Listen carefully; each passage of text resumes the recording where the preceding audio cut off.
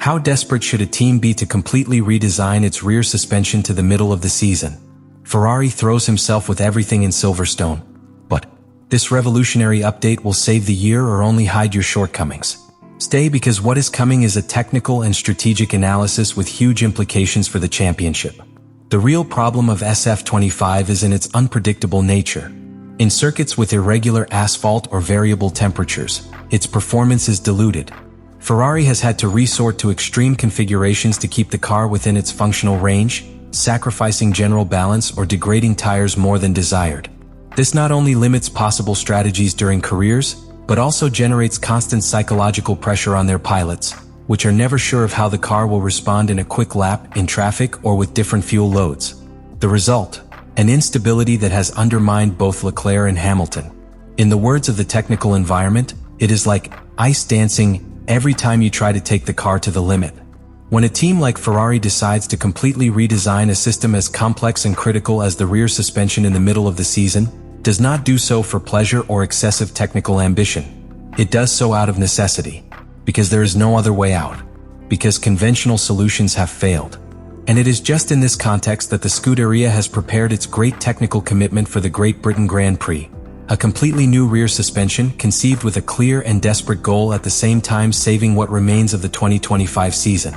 This is not a cosmetic improvement or a simple configuration adjustment. It is literally a reinterpretation from zero of a key architecture of the car. Ferrari has decided to keep the pull rod scheme, a concept that introduced this year with more refined performance expectations in high lateral requirement circuits. However, the initial design of the SF25 did not know how to extract its potential. The car suffered from tensile loss at the exit of slow curves, a critical deficiency on tracks with technical zones. The behavior of the car became erratic. There was not enough stability to keep the rhythm turn, much less to fight for podium positions with constancy. The rear suspension redesign mainly focuses on modifying geometry and anchor points of the upper triangle. The front arm of that triangle will now connect to the gearbox in a lower position, a solution inspired by the concept that Mercedes incorporated in its W16, although adapted to the specific architecture of the SF25. This change is not less. It seeks to maximize the prosquat effect, a phenomenon that allows the rear of the car to sink slightly in acceleration, generating more mechanical traction at that critical moment in which the pilot steps on the accelerator at the exit of a curve. In practical terms, this modification should be translated into a cleaner output, without loss of grip or overflow, at the same time reducing the wear of the rear tires, something that has punished Ferrari hard throughout the season. But the expected benefits go further. This new suspension will allow the car to run at a lower height of the ground without compromising general stability or punishing the flat background, which has been extremely sensitive in SF25. In theory, with this redesign, the car can operate in its optimal high range closer to the asphalt, which allows maximizing soil efficiency and therefore generating more aerodynamic load without penalizing in the rebound or bottoming out. The promise is ambitious, a more predictable car with a more neutral balance, which best suits the different career styles. Technically, this should translate into a car that not only gains speed on a return, but also improves its consistency in a long batch. The improved traction will allow to defend and attack more effectively, especially in circuits with low and medium speed curves such as Silverstone, where the transition between rapid and slow areas requires a perfect balance. And above all, it is expected to disappear, or at least this erratic behavior is significantly reduced in high or low fuel conditions, which has made Leclerc and Hamilton fight more against the car than against their rivals. Ferrari's journey from the Austrian Grand Prix to the expected event in Silverstone has not simply been a matter of time between races. It has been a phase of strategic technical transition, silent but decisive. A bridge between what was an attempt to improve and what will be possibly the greatest conceptual leap of the entire season for the Scuderia. Austria was not any event. Although it did not bring with it a visible and revolutionary change in the career rhythm or in the classification results, it did serve as a test field to validate the direction that the team planned to take with the structural evolution of the SF25. It was, in practical terms, a general essay before the main act. In Spielberg, Ferrari introduced a new soil specification. At first glance, it was not a radical change. But in reality, this modification pointed directly to one of the most persistent problems of the car: the inability to generate a constant aerodynamic load without compromising stability or incurring unwanted phenomena such as porpoising or bottoming. The updated soil design presented subtle changes in the diffuser edges, side channeling and deflectors that sought to alter the behavior of airflow under the car. The objective was to achieve a cleaner transition from the flow from the flat bottom to the rear of the car, thus improving the efficiency of the diffuser and softening the pressure variations that affected the general stability of the car.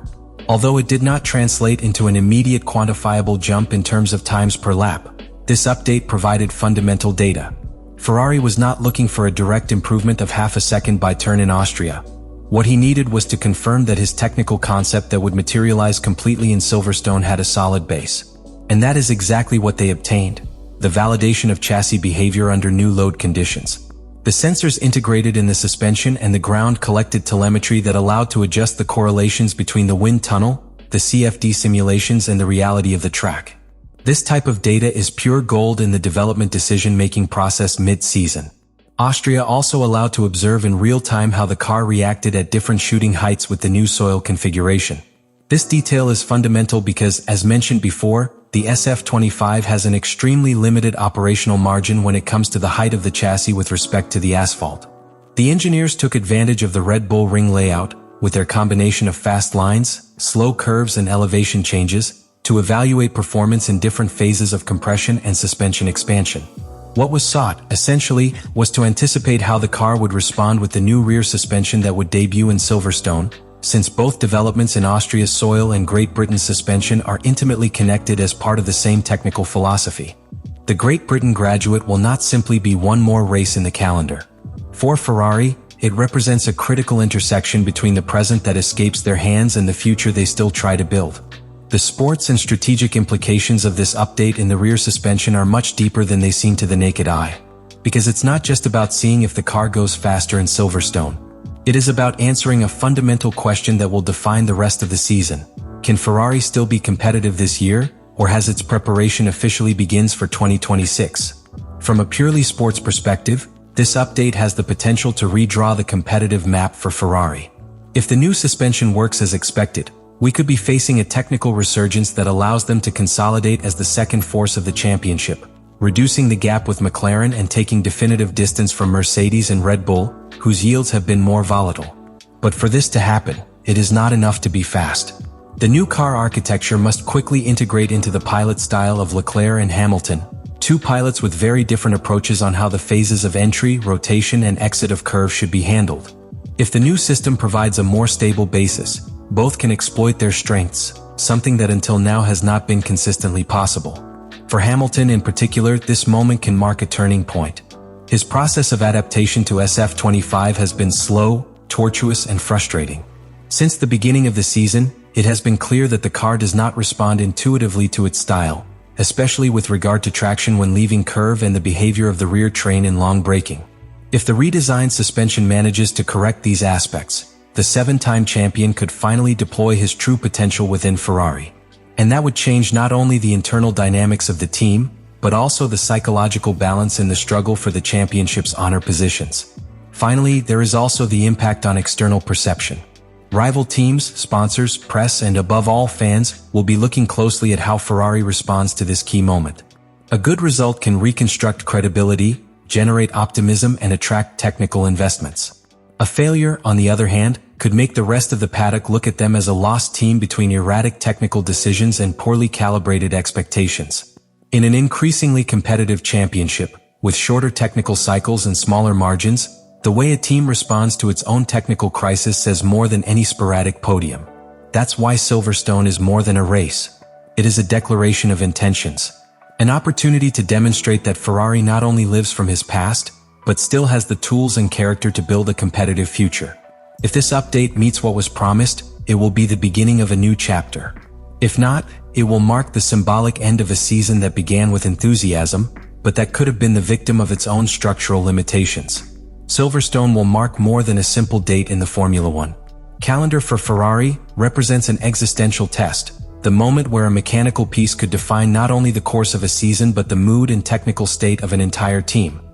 What happens this weekend will be played with magnifying glass throughout the paddock. If the car drastically improves their behavior in slow curve, if Hamilton and Leclerc can finally push without fear of losing the rear train, If the height of the chassis allows to maximize the soil effect without the car with bouncing or destroying the flat background, then Ferrari will have shown that it still has a margin of maneuver in the middle of a season that seemed to close on itself. They will have recovered something more important than the points, the ability to decide their destiny. Leave me your opinion in the comments. What do you expect to see in Silverstone? Do you think Hamilton will finally release your potential with this new configuration? Is Leclerc who capitalizes this evolution? Or is Ferrari's problem deeper than any mechanical update?